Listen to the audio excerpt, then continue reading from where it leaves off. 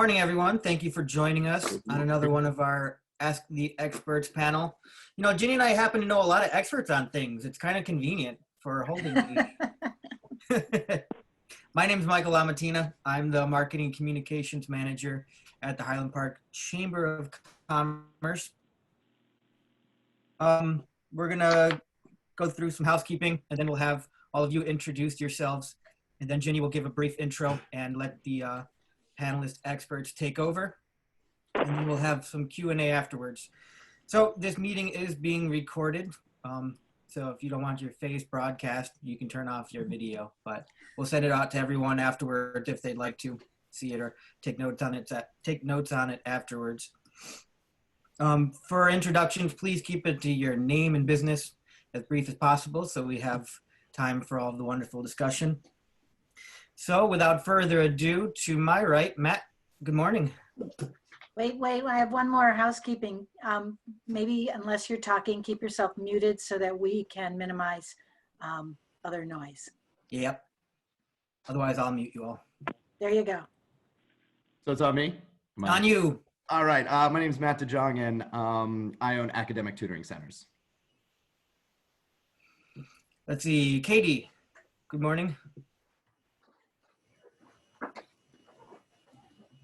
Sorry, technical difficulties. Katie with Highland Park Bank and Trust.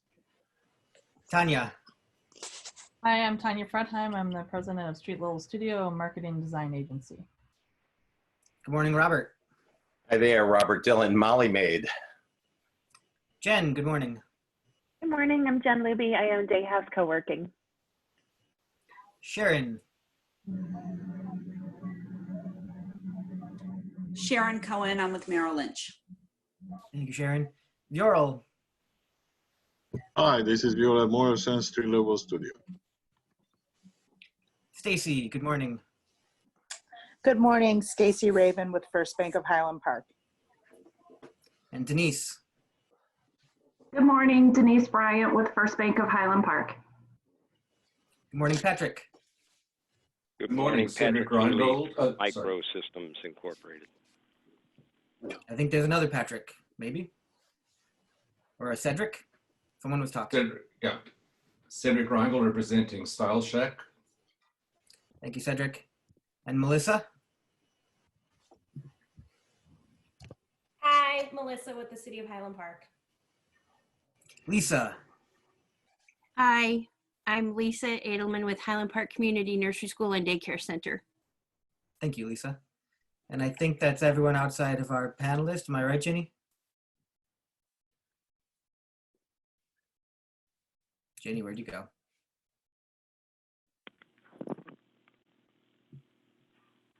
Ginny. I'm coming. You're unmuted now. I got it. Okay. Yeah. Sorry about that. I was looking at the gallery view and to check and see if we got everybody, and somehow I forgot to unmute myself. Yes, I think we have everybody. So good. All right. Well, thank you all for coming today. It is wonderful to see everybody's bright, shining faces. I wish I could be there with all of you because I'm hug deprived. So let's just leave it at that and look forward to that in the future. As you all know, the Chamber's purpose is to help build a stronger and more prosperous community and to provide our businesses with access to resources, connections, tools, and solutions. And at this time, our goal is to help you manage your business through this crisis phase and to help position you as we come and move into the recovery phase. The Chamber Board met yesterday and in a strategy session, and we are already developing plans to help do that, move us all into the recovery phase. The Chamber's most important role is to be the voice for your business. And we've been working closely with our partners all across the country at the city, state, and the federal level to amplify our business community's voice with our elected officials. So to that point, I would like to ask you or tell you that it is very important that you complete the survey that we sent out last week. And if you don't have it, we will resend that link so that we can share with our elected representatives the impact that this is having on your business. Because our voice and your voice is critically important. And it will also help us know and understand better that impact so that we can bring you more resources as we move forward, resources such as this. So, oh, and also I want to add that any of the documents that our panel is talking about or providing today will be provided to you. We will send a subsequent follow-up email. So with that being said, oh, let me give you a couple quick upcoming announcements. This morning, I just received an email from the Chicagoland Chamber. Tomorrow, they're doing a webinar on small business funding updates. So I will send that invitation link. We'll send that invitation link out to you today. Next week, which is Wednesday, May 6th, when we normally hold our first Wednesday Connections, we will do it again virtually. We'll let you know what the topic will be. We are also in discussion, planning on a marketing strategies panel, or Ask the Expert. So we will let you know when that's forthcoming. Then on May 21st, we're partnering with 15 other chambers on doing a Mega Connect networking event.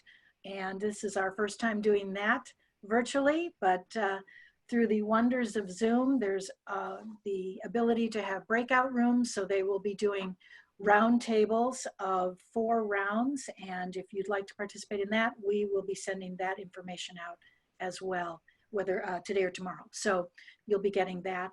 Those are the things that are coming up. And with that, I would like to start us off and welcome our panel. I will let them each give their full descriptions of what they do, but basically we have Courtney Olson from First Bank of Highland Park. We have Sally Hoban, Karen Mitchell, and Arlene Levin from Wipfli. So please welcome them, and thank you so much. And then after they give us their presentation updates, then we will open this to Q&A. So thank you all. You're welcome.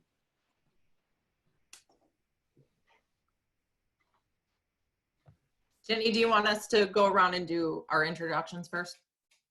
Yes, please. Okay, sounds good. I guess I'll start since I'm already talking.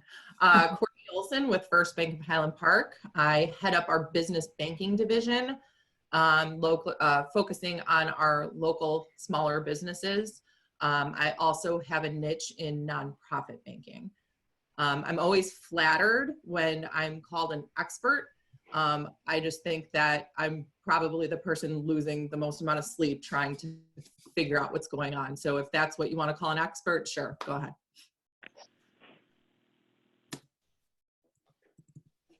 I'll jump in and go next. My name is Karen Mitchell. I am the senior manager at Wipfli LLP. I am the service line leader for the enterprise risk management and model validation teams, which means that the loan review and the asset liability management folks fall under me. You unfortunately were stuck with me today. My head loan reviewer, who was supposed to be on this call, was double booked. So I'm as expert as I can be. And like Jenny said, or Courtney said, you know, that means that we just spent a lot of time looking at all of this stuff. So. Well, then I'll hop in next. My name is Sally Hoban. I'm with Wipfli as well. I'm a CPA with about 20 years of experience, and I work closely for Arlene, and I do a lot of work with small businesses. And I'll have to say, this tax season, every tax season is unique, but this one is by far the most unusual so far. And like I think everybody on the panel and probably here today, it's been a learning experience, and it seems like not only are we learning, but with the rapid evolution, we're relearning everything as we go along. So I'm happy to be here, and thank you. Hi, and my name is Arlene Levin, and I'm a partner with Wipfli and leading our financial accounting solutions team, which is providing outsourced accounting and controllership services, as well as tax and compliance and planning services to our small and mid-sized businesses, as well as the business owners. And one thing Sally left out is that she's also our region liaison and champion for the SBA loan program. So Wipfli has built a national task force to help our clients maneuver the SBA loan process. And so Sally's on regular weekly or daily calls with our task force to best service our clients. As we all know, this is very fluid and changing as we speak. Thank you all for joining us.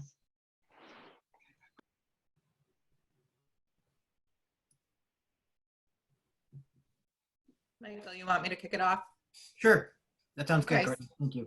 Sounds good. So I almost have to, I feel like I need my own little legal small print at the bottom of all this, that guidance is still coming. And so everything that we say here today could and probably will change.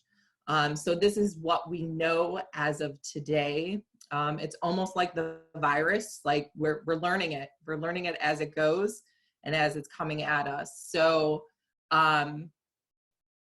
just want to put that out there. And I know, because we spoke yesterday, both First Bank of Highland Park and Wipfli, we're going to do everything we can to get the updated information out to all of you and the business community as it evolves. So, you know, keep going back and checking both First Bank of Highland Park and Wipfli's websites to make sure that you have the most current information. So with that, I just want to remind everybody, because as loan documents went out to our borrowers under the Paycheck Protection Program, we got a lot of comments saying, why am I signing a promissory note? What is this 1% interest? I thought I was getting free money. So the Paycheck Protection Program, PPP, is a federal loan that is being administered by the SBA. This loan has conditions on what you can spend it on and when you can spend it. We know now that you have to spend it within 8 weeks of funding. So you're going to want to make sure that you're using it right away for the conditional purpose. There is an opportunity for the loan to be fully forgiven. And whatever is not used, the allowable funds that are not used within that 8-week period or are not forgiven, will then turn into a very cheap 1% loan. So we were talking yesterday, I have some borrowers that can absolutely afford a 1% loan. And that's, like I said, really cheap money for them. So if they would like to keep utilizing those funds after the 8-week period, that's a good option for them. However, we have other small businesses that a 1% loan is just, it's not affordable for them. So what I would recommend to those borrowers is don't spend the money and pay it back when you don't, when you know what would be forgiven and what is not. So again, I talked about the 8-week provision. And then what can the funds be used for? What would be an eligible expense? Right now, we know that 75% of the funds have to be spent on payroll. So make sure that you are calculating what that 75% of the loan is and you're using it for payroll costs. I had one business, a restaurant business of mine, that actually just took the entire amount of funds and dumped it in his designated payroll account because he wants to make sure that he's hitting that 75 mark. And that's also a way to track the funds. He has a designated payroll account to make sure that he knows where the dollars are going. It was recommended by the SBA and Treasury that a separate account be open for the PPP funds. However, that is not a requirement. So if you know that you are super diligent and can track those funds, every penny of it, in some sort of a system, and my friends at Wipfli will kind of talk about what you can do, and they actually have a tool for that, then you don't need a designated account. I'm hearing some banks are actually refusing to open up a PPP account. At First Bank of Highland Park, we will if you do request it. The other 25% can be used for items such as utilities, rent, mortgage interest, and other debt interest. So it cannot be used for principal payments of debt. Also, another stipulation is that those obligations, both payroll and the other eligible expenses, need to have been in place by February 15th. So you can't go ahead and add on additional, like, let's say you lease a building after February 15th, that would not be an eligible expense. The other condition and stipulation that we know is that you have to either maintain or increase your full-time employee headcount. And with that, you cannot reduce their pay more than 25%. So we don't exactly know how they're going to request that information, but we know that that will be a stipulation that you have to retain and maintain or increase employee headcount. So that's what I have. And I will pass it off to Karen to kind of see what else she wants to throw it in there. Well, Courtney, I think you gave a very good explanation of how the forgiveness piece works. You know, and I'll let my colleagues who know better the intricacies of the documentation and that sort of thing. You know, I think it's funny that at the beginning of all of this, we were all in a rush to get these loans done, and now we kind of have a breathing period to figure out this forgiveness piece. And while we don't, Courtney said, we don't have good guidance on it yet, we have exactly what she just told you, which is these are the rules.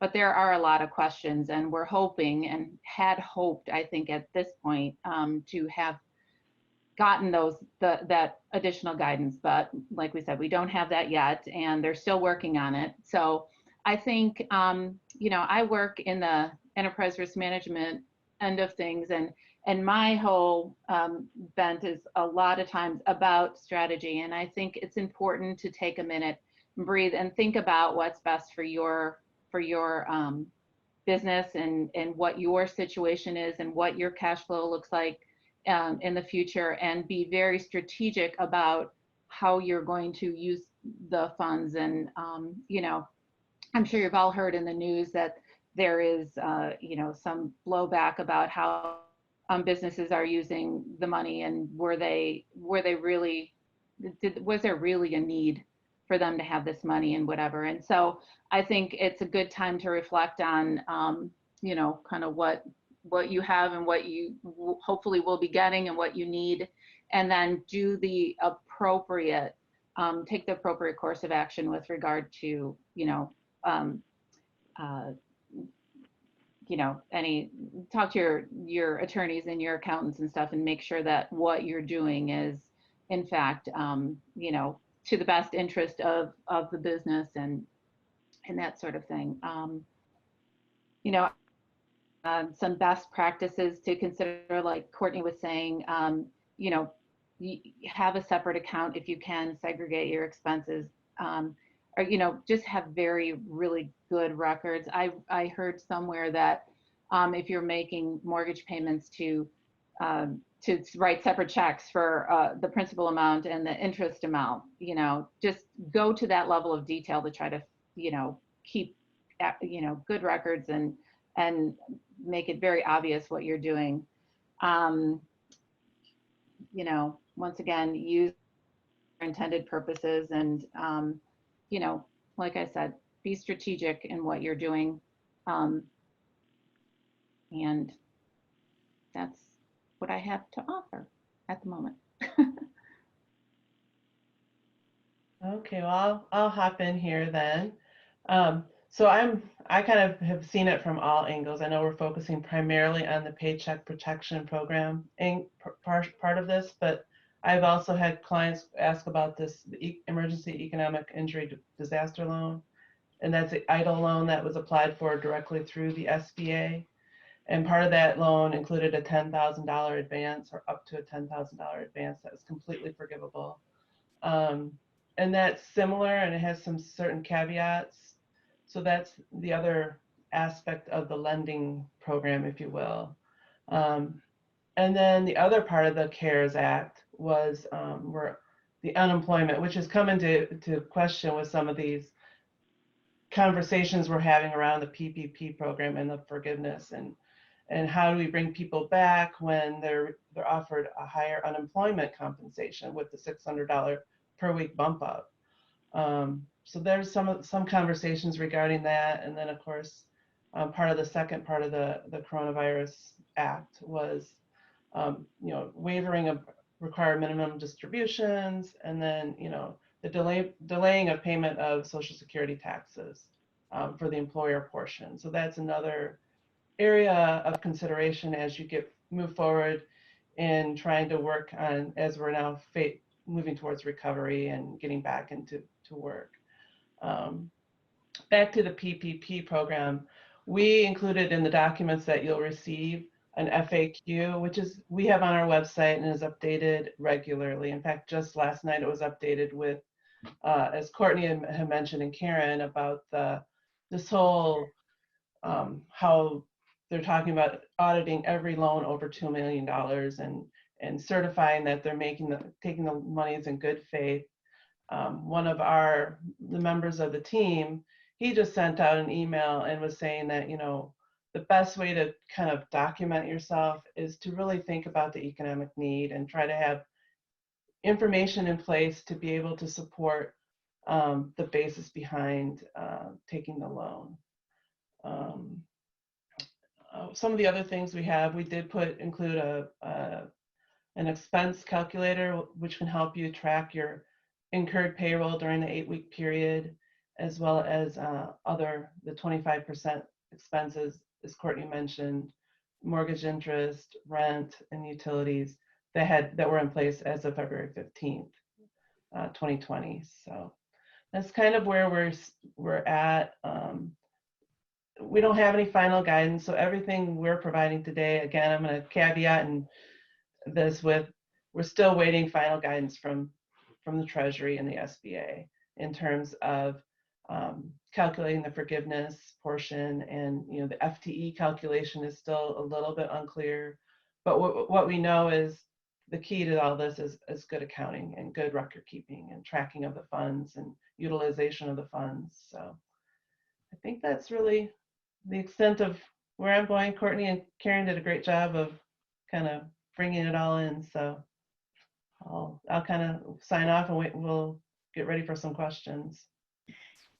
Hi, I just wanted to also add, that was great, Sally and Karen and Courtney, what information you provided is, again, the lack of knowledge of what information the banks are going to be looking for to document your spend.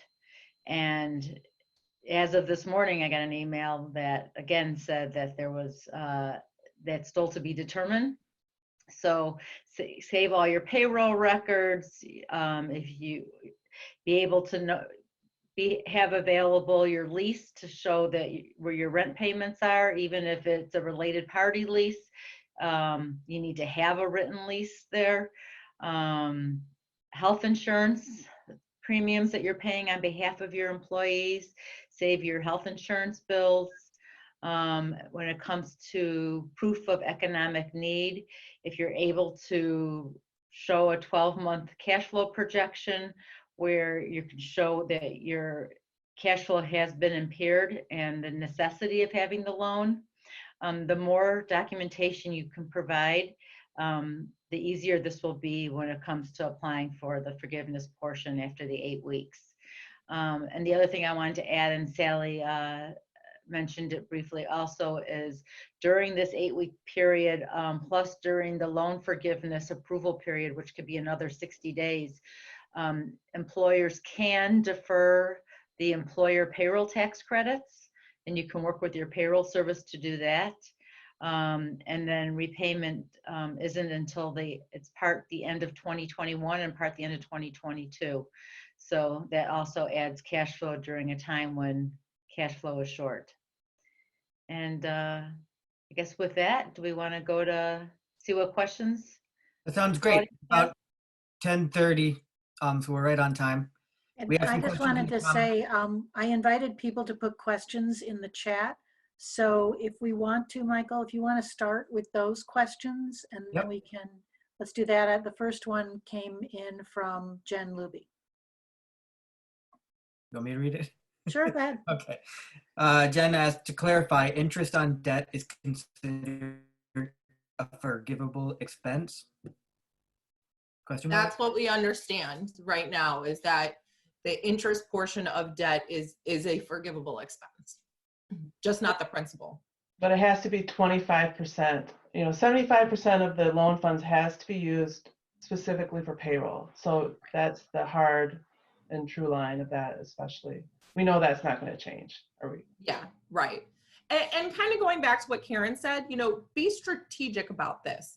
If you have additional funds, additional liquidity or capital that you can use to pay those other 25, and then just push everything towards payroll, so that if you can spend it all in an 8-week period, then that you've hit that 75% and even more. So just to kind of make yourself comfortable with it. But yes, interest on debt is a forgivable under the 25% allocation. And Matt asks 2 questions. If employees are on unemployment and have expressed that they do not want relief funds, can we redistribute that money to other employees?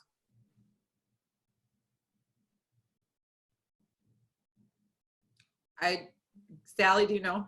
I think, well, primarily, I know that that question, Matt, is very common. We've been hearing that from a lot of our clients about, how are we going to get people back? One, a lot of people are afraid to come back to work because of the virus, and 2, the unemployment compensation is pretty lucrative at the moment.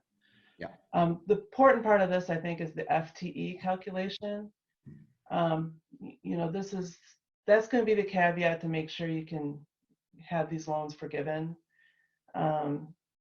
So in terms of redistributing the money, it's the FTE calculation that's going to be the kicker there. So I'm sorry. Thank you. My business is interesting because it's tutors, and if FTE is considered 40 hours a week, we don't have tutors that are tutoring 40 hours a week. They get paid for the sessions that they do. So how do you account for those calculations? Because they're not technically considered full-time. It's a calculation, so it would be like an aggregate, an average of those part-timers. It's let's see if we don't have a specific calculation right now. I don't think that we've had, because we're still waiting on additional guidance. Is that correct, Arlene? Yeah, that's one of the areas that we're still waiting on guidance. I think the FTE calculation when you applied for your loan was based on a 30-hour-a-week equivalency for one FTE. So we only have that to use for now. But that is an area that we were told is still going to be more information forthcoming, because we've had other clients with the same question who employees aren't paid based on hours, but they're paid based on service. Mm-hmm. And how do you calculate that? Right. We just did sort of a projection of last year, and we took what each person, the percent of those earnings, and then distributed based upon that percent. I don't know. Right. So it followed the same guidelines you used when you applied for the loan? Okay. Assuming your tutors can still be tutoring, but it's remote. It's remote, and with SATs and ACTs being canceled, Mm-hmm. about 98% of our business has just stopped. So we have some sprinkles of people here and there, but definitely not where we were, right. Or where we should be. The other thing they say in the FTEs is, if you applied for your loan and when you did, you said you had 8 FTEs, and you still need to continue to have 8 FTEs. If you have less, you will have all your loan forgiven, but it doesn't have to be the same exact 8 employees as you had when you applied for the loan. So if you're hiring new, that would count as part of your FTE. And then if you did lay somebody off, there are also rules about rehiring by June 30th and restoring your FTEs. Okay. I guess the second part of this question really quickly, I'm so sorry, is like if those people don't want, the money because it's not as much, like how does that hurt us? I mean, I don't want to ruin anyone who is trying to provide for their family because they can get more money from unemployment. And I feel like there's a wedge being between me and my employees, because if I put them on, if I pay them this, then they don't get their benefits. And we talked about this yesterday, and it's so funny because the government created these 2 contradicting programs at the same time. So, again, it's one of those cases where the government shot first and asked questions later. Yeah. And they're not consulting with the people on the front lines that are getting their hands dirty with this. So that's why everything is constantly changing. So what I would suggest to you, Matt, and anybody else who's in this situation is, pay your payroll and sit on the money so that after the 8-week period is over, you can pay it back if you don't use it and if you don't want to have that 1% loan. Okay, so I see. But we've already like done payroll, and we're like, we've had to push it back, but we're, told our employees we're going to be giving them 75, of this. So, okay. I see what you're saying though. Yeah. And I think what Courtney just said was, don't spend it if you don't have the required expenses. Right. Mm-hmm. And I think the lesson in this is don't change how you were doing payroll in the past. If you have employees that are refusing to come to work and you don't pay them, don't adjust and say, oh, 75% can go to payroll, so I'm going to beef up everybody's salary and push it through. That's not what this was intended for. If you have employees saying, I'm not coming back to work because I'm on unemployment and is more lucrative for me, don't pay them and sit on their payroll and pay it back. That would be my recommendation. Okay. Okay. Let's take the next question then from Tanya, who asked, to whom will we need to submit PPP loan documentation to have it forgiven? Will this go directly through the bank or directly to the SBA? It will go through the banks. So once the banks have guidance, each bank will probably have a little bit different checklist, if you will, as we all had a little bit different checklist for the application process. But it will all go back through the banks, and banks have 60 days. As of right now, we will have 60 days to calculate and determine forgiveness. Let me just add really quickly that because I do consulting for banks where my teams are in banks, and we have seen it different at all different banks. So, contact your bank and see how they're doing things, just so you know. It's not the same everywhere. It all has to go through them, but their procedures might be a little bit different. Mm-hmm. We saw that just on the application process. Yeah. Mm-hmm. Right. Next question comes from Ken Henry, and he asks, how do you think this will work for sole proprietors who have no real payroll? What accounting would you suggest for them? So this is based on your 2019 Schedule C, the net income and their net profit and loss number, that line 31. That is where you're going to, that's how you calculated your loan to begin with. It was 2.5% of that net proceed profit and loss number. So that's the SBA is saying that you can use the expenses that you recorded from, it has to be consistent expenses from last year. So that's kind of how the sole proprietors are going to be calculating their loan forgiveness portion. It's a little, they're still a little unclear as to this exact calculation, but right now it's based on how you calculated for the loan is what you're going to use for your expenses to be deductible. Courtney, do you have any other guidance that you've heard? No, not yet. I think that's, yeah, pretty good. The next question came in from Lucretia Kindred. If you received the loan, are you able to still do staff cuts? And if so, will that impact the forgiveness of the loan? Will we be taxed on the loan amount as income?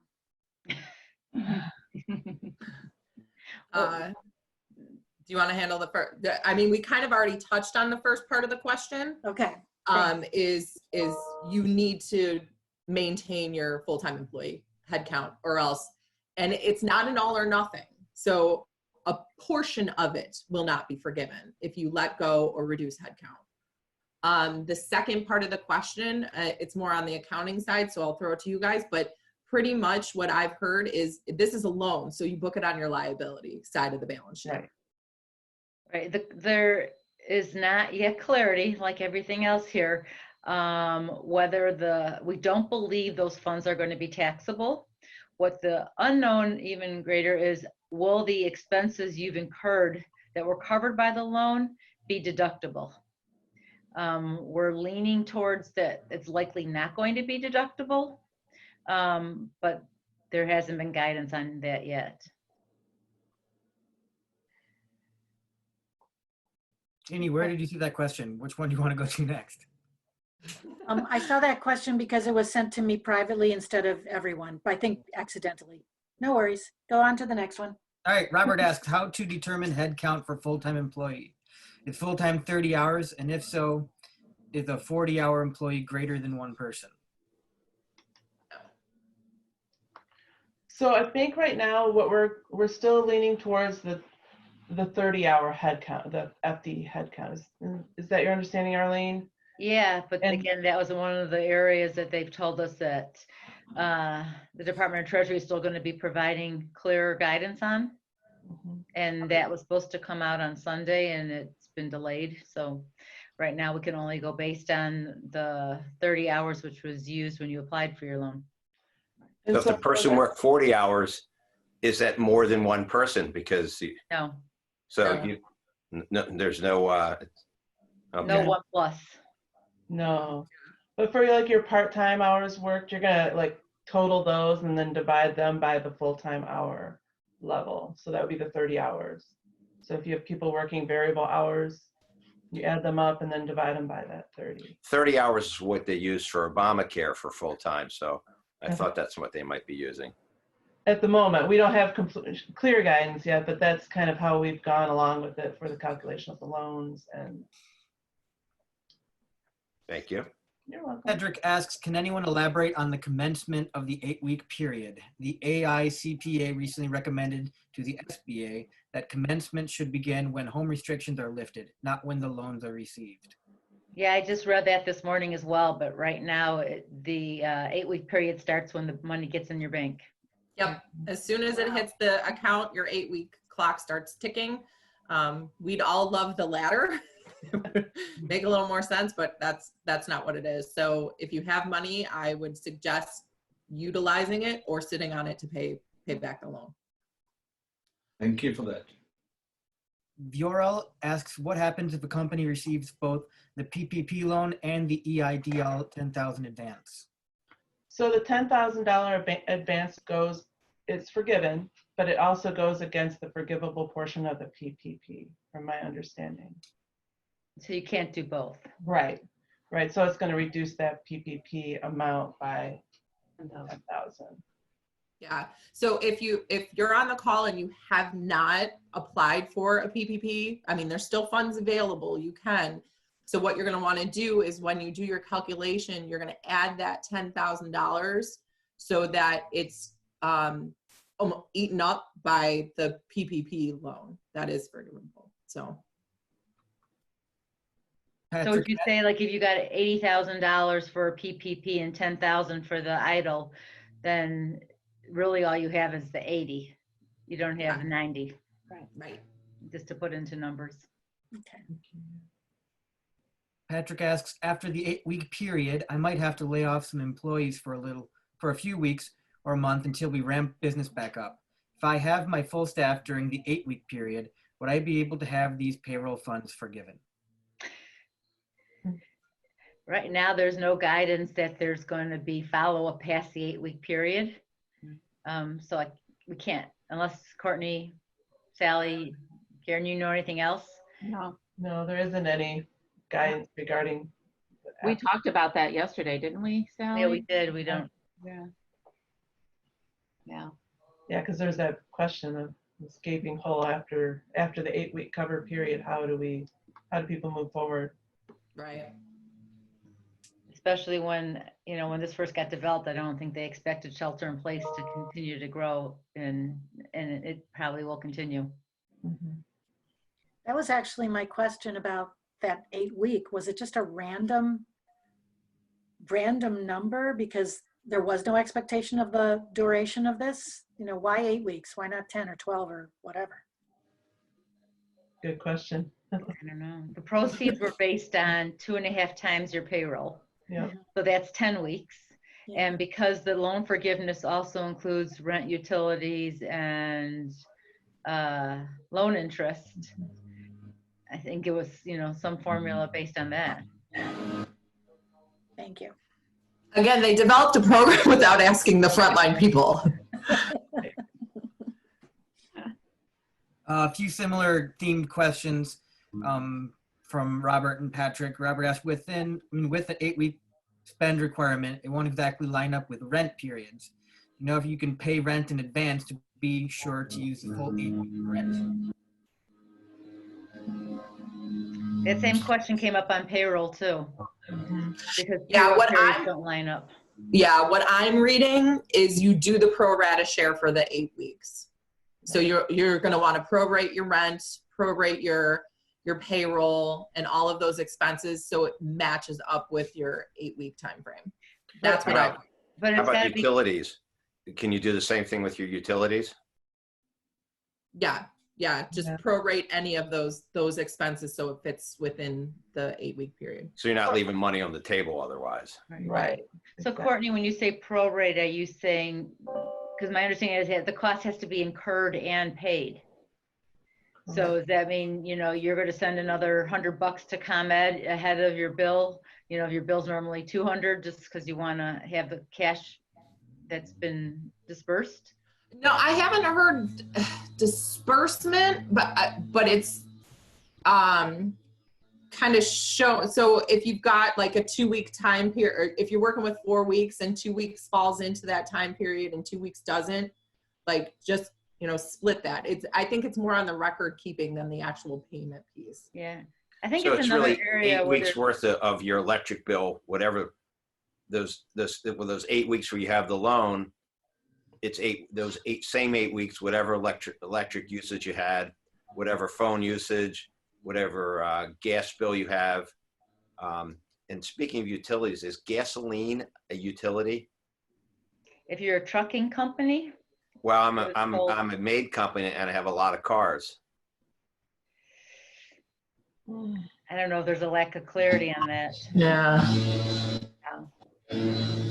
I will hop in there and say that our expense tracker that's going to be made available, it does have in there a calculation that you can put in the expense of rent, and it'll calculate the days that are incurred during the loan forgiveness period. So in terms of the math, something like that will be helpful when you go to try to figure out the inclusion of the forgiveness period. So you get all 8 weeks because, just wherever this falls, you're not going to get funded on May 1. Yeah. Right. And so you have all May and all of June. Have a nice day. That would be too easy. Right.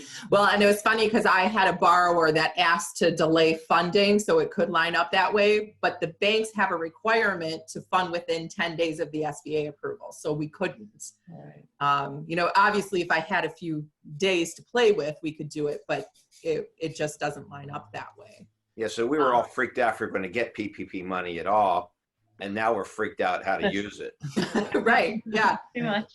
The other thing with that, I don't know how the question that's outstanding is reimbursement to employees for utilities, if that falls under this. So at this point, I would kind of avoid, if you have employees that kind of do an expense reimbursement, I would avoid spending the PPP We money don't. on it.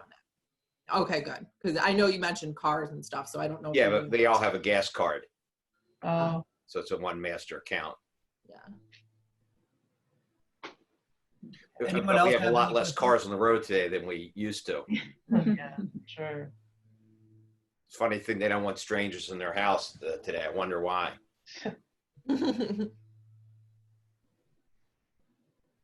Any other questions or additional comments from? Thank you, by the way.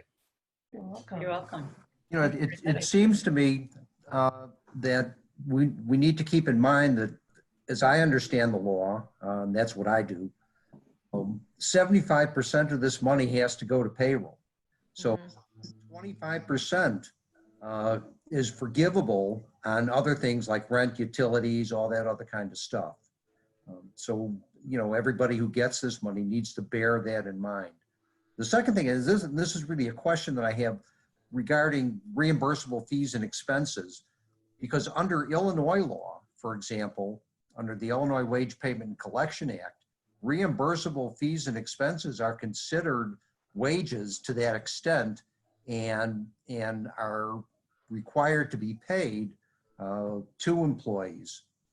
And in fact, employers and their principals can be individually liable for that. I wonder if that would have any impact on how Treasury, which is making up the rules as they go along, would look at that, considering state law. But it has to be reimbursements that would be reportable on a W-2. Right. So not an expense reimbursement. And remember, payroll costs is not just gross payroll. It also includes employer-provided health insurance premiums, retirement, if the company contributes on behalf of an employee for an employer-sponsored retirement program, and SUTA, state unemployment tax expense.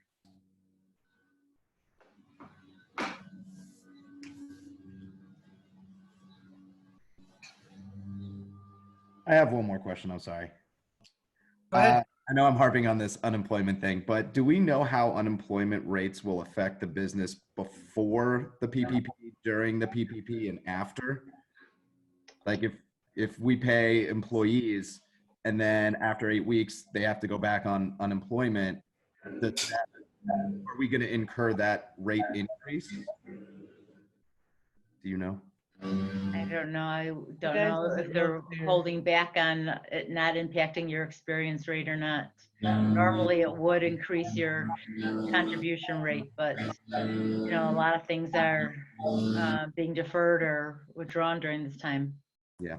Matt, let me address it's that one too. of the things that the chamber is advocating on behalf of the businesses. We've definitely sent that in a letter to our state elected officials, the governor's office, and our state representatives, but we have no response on that yet. Okay. And part of the rationale I was given was without the legislature in attendance, they I think it was something they felt that they needed to wait until that happened. Once the legislature came back into session, so I have no news on that yet. What you should know about unemployment, the contribution rates are generally calculated toward the year, and they are based in part on the employer's particular experience, plus the state of Illinois' general experience. Those are two major factors in determining that rate. And as Ginny said, the legislature's out of session, so to speak. So we really don't know how Illinois is going to address that. Because, you know, the employment, the state experience factor is going to go through the roof. There's a ceiling on it. It's going to be limited up most likely by the end of the year. So there will be a lot of pressure, I believe, on the legislature to give some relief on unemployment contribution rates. But that remains to be seen. That's usually not determined, as I said, till. Right. Thank you for adding that, Ken. That's right. I had heard that too, that despite your own personal business's experience, the experience throughout the state may be the factor that exerts upward pressure on contribution rates. So we'll have to wait and see what happens. Yeah. And, I just want to throw this in there because yesterday we talked about this on our pre-meeting. You're asking a banker about payroll stuff, which is not our expertise at all. Underwriting a loan, we would ask for tax returns and your, QuickBooks statements. And they threw a payroll providing loan at banks who never have looked at payroll documents before. So again, they're making laws that they think that will help, and they're pivoting. We're seeing it with the big companies that have to pay back the loans because now all of a sudden their interpretation of whether you need it or not is in question, where day one, those companies were absolutely eligible to apply for the loan. So now, interpretation is everything, and public pressure will make that interpretation change. So just kind of keeping that in mind. We're all in this together. We're all not knowing what we don't know together.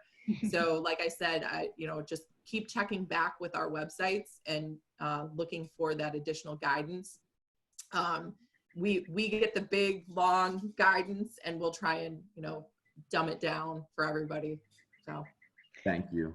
The other thing I just want to pop in there and add was that, with the unemployment, you have to certify, or employees are supposed to certify that they don't have work. So there's also that question of from the recipient side, the certification, so that's up in the air. We've had that conversation in our SBA team meetings quite a bit with some of our payroll experts, because they're seeing, companies having to certify that these people are, unemployed, but now with the PPP side of the loan receipts, they're offering these people their jobs back essentially. So how do we, and it's really a DOL kind of issue right now too, a labor issue that we're trying to navigate through, and there isn't any clear guidance coming from anywhere you can't force people to come back to work, certainly.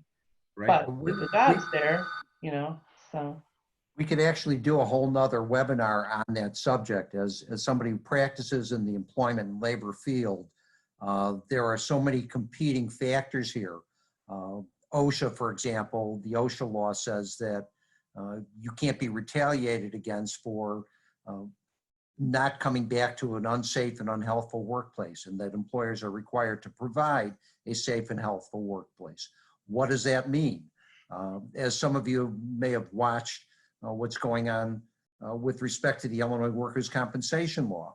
There was a piece passed that's basically made it a presumption that if you were off for the COVID from your employment, that it was related to your employment, and that was overturned. So this is a moving target that I don't think any of us know. As my friends from Wipfli and from First Bank have said, they're making the rules up as we go along. And you're going to see that in the employment field as well, because it's a situation that we have never faced, or at least not in modern times. We haven't faced, particularly amidst this regulatory environment that we all work in. Thank you for bringing that up, Ken. I know that the Illinois Workers' Compensation Law, we were made aware of all of that by IRMA, our partners at IRMA, the Illinois Retail Merchants Association, and the Illinois Manufacturers Association. So that's important. And if I heard correctly, I could have sworn you raised your hand that you wanted to talk about employment issues. Did I understand that properly? I'm a glutton for punishment, Ginny. I know you are. I know. Actually, Ken and I did have a conversation about that yesterday, and talking about that would be a topic area that we thought would be beneficial to bring to our business community, our membership and our business community. So stay tuned. He and I will be talking further about what does that look like, and we'll keep you posted on that. You know, I didn't mean to put you on the spot because you know we already talked about it. So we are getting very close to our 11 o'clock hour. If you think of any questions that you did not get an opportunity to ask now, send it to the chamber. You can send it either to me, Ginny at, or Michael at chamberhp.com. We'll make sure we send it to our panelists and get any responses back to you. As we said earlier, we will be providing the documents that that they referred to, including the expense tracker, calculating loan amounts, loan forgiveness memo, and FAQs. So watch for your email, and we will send that. As Mike mentioned, we are recording this, so if you'd like to listen to it again, it'll be saved as an MP4 file, and you'll be able to access it. We'll send you the link to the file once we get that set up. So I have nothing more other than to say stay tuned for what we will be sharing for next Wednesdays. First Wednesday, which will be from 8:30 to 9:30 Wednesday morning. And be safe and be healthy, everyone. Thank you all very much. Michael, do you have anything to add? Thank you for joining us. Glad we can keep holding these meetings. And thank you to our panelists. I am so grateful to Wipfli and First Bank of Highland Park for sharing your expertise and knowing full well that the guidance is still coming and that we are sharing info pretty much in real time. So thank you all. Thank you. Thank you. Thank you. Bye-bye.